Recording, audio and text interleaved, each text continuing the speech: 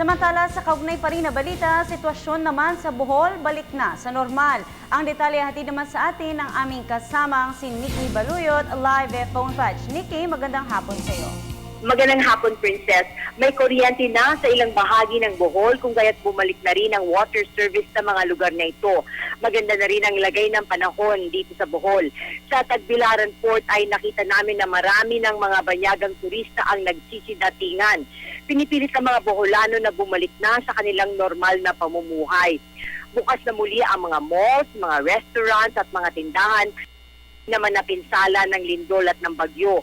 Dahil kahapon ay wala pang kuryente, sabik sa balita ang mga Boholano sa mga kalagayan ng mga kababayan natin sa Leyte at sa iba pang mga lalawigan na lubhang nasalanta ng Super Typhoon Yolanda.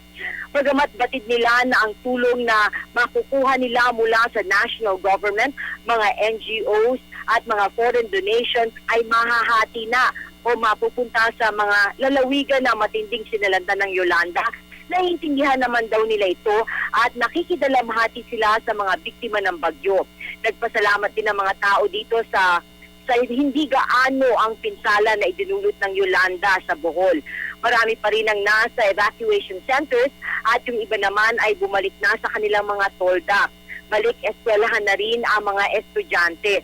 Pero kapansin-pansin na yung mga bata ay ayaw ilapag yung kanilang mga backpack sa mesa dahil natatakot sila na baka lumindol muli at magtakbuhan ng mga tao, maiwan yung kanilang mga bag. So hanggang ngayon traumatized pa rin yung mga bata dito, pati na rin yung ilang mga matatanda. At patuloy naman ang rehabilitation efforts dito sa Bohol at umaasa sila na di naman sila maapektuhan paparating na bagyong si Zoraida. At yan muna ang mga kaganapan mula dito sa Bohol. Back to studio.